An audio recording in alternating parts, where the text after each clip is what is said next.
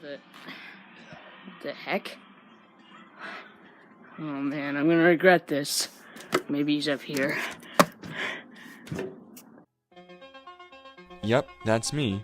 You're probably wondering how I got into this situation. How did I go from making Lego stop motion to making stale memes on a roof?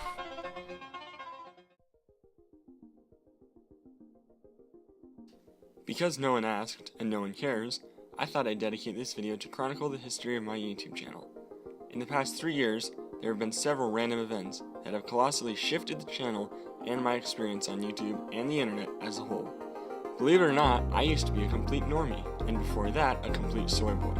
It truly is a miracle that I'm in the place I am today. I'm just grateful I was never a weeaboo. As of April 2019, I have 330 subscribers and 150,000 total views. So how did I get here, and what happened to make me into the Armando Man that I am today? July of 2015. I was an eager 13-year-old, almost 14. If you had asked me what I wanted to be when I grow up, I would have said a director. At this point, I had obviously heard of YouTube and watched some videos, but I had no favorite YouTuber. Couldn't even name any of them. What I had seen was Lego stop motion videos, and one day in late July, I got off my fat ass, grabbed my mom's iPad, and downloaded an app to start making stop motion videos. I began to make a bunch of these videos, and they were honestly not terrible. The creativity and commitment were all there. I just needed better animation and better lighting. Unfortunately, before I could become invested in this, the first random and colossal event happened. I was spending a couple weeks at my grandparents' condo, and with nothing to do, I started to play New Super Mario Bros. Again, and I realized I still hadn't unlocked some secrets. For the first time ever, I looked up a playthrough on YouTube. Needless to say, after I took one look at the recommended, I found a bunch of YouTubers who all loved Nintendo as much as I did. So I abandoned Legos, and went to making lower quality Mario videos. For these videos, I used my Chromebook and an extension called Snagit. Continuing into 2016, my content stayed pretty bland. I made one last Lego video, and that was that.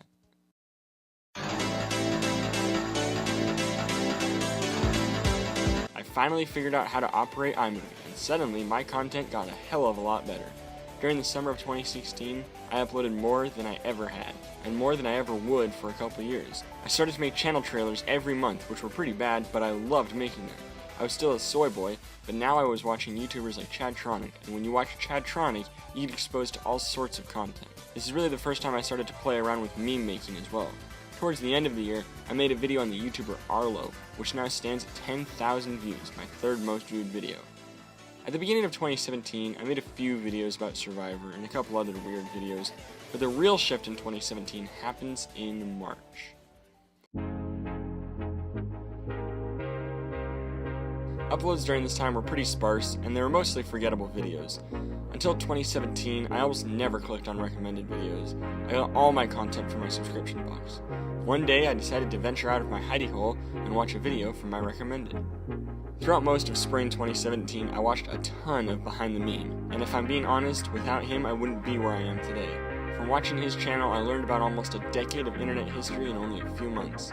Yes, I was a complete normie, but at least I got educated in a field that I knew nothing about before. But that was not all 2017 had in store for me. In the summer of 2017, I saw the definitive normie rant by Emperor Lemon, and after that I was finally enlightened in the world of meme culture. It should be noted that at this time, I Bet My Kidney You'll Laugh became my most viewed video after it shattered records on my channel. Gaining 10,000 views in just a few weeks, it became the first video to reach 5 digits and the fastest video to reach 4 digits on my channel. To this day, it holds the record for the most views in a single day. Once I was enlightened by Emperor Lemon, I went about creating memes that were actually quite decent.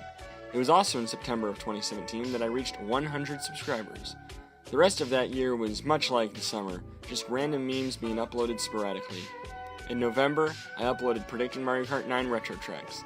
While not having a colossal rise like its predecessor, it slowly but surely became the most viewed video and now sits at 50,000 views, the first video to achieve that point on my channel.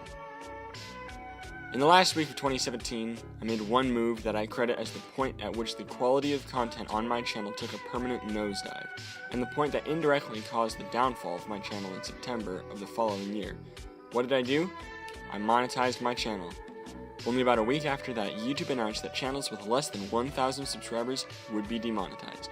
At this point, it was early in 2018, and at this point, for the first time ever, I started to care about views.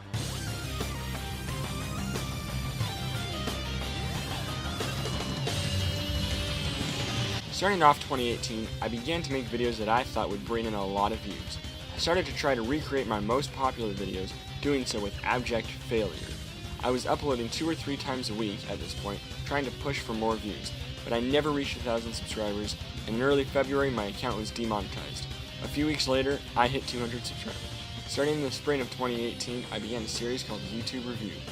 This series is in some ways the reason why I quit YouTube, but I'll discuss that in more depth in a different video. What is perhaps more pathetic about my uploads in 2018 is that only 3 of them have ever reached 1,000 views, and only 1 of the 21 YouTube reviews ever hit 100 views.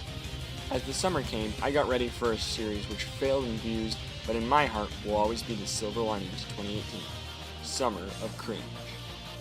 Videos that I had never before seen were released every week. These videos never got close to 100 views, but they were some of the most original and wholesome videos I've ever posted. Interestingly enough, there were originally supposed to be 18 of them instead of 12, but 6 of them weren't edited in time. Because you were lazy. By the time summer came, I stopped caring so much about views, but I still kept uploading YouTube reviews, even though they were annoying to create. Sometime during the summer, I achieved 100,000 total views on my channel, and sometime near that point, Predicting Mario Kart 9 Retro Tracks surpassed I Bet My Kidney You'll Laugh as the most viewed video.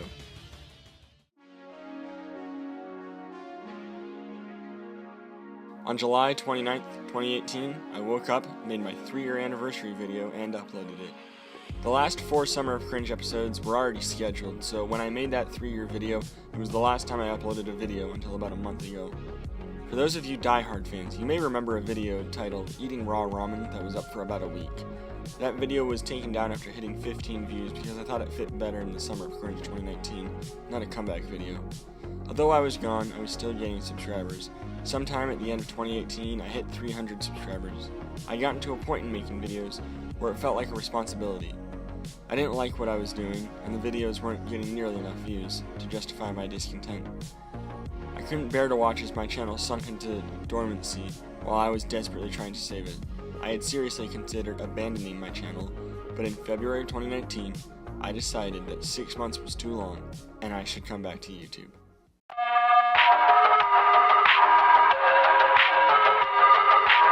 On March 6, 2019, I returned from my 6-month hiatus with a video explaining why I left and what 2019 would look like for this channel.